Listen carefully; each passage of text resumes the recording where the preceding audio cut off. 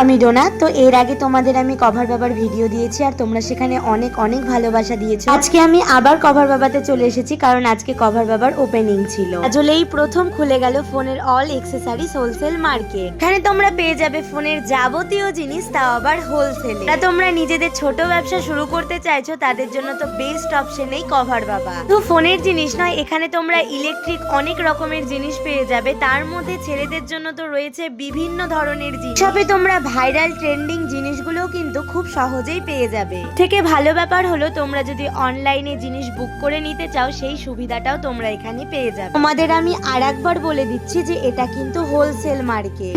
কিন্তু যদি তোমরা খুচরো কিছু নিতে চাও তবুও তোমরা কিন্তু এইখানে পেয়ে যাবে।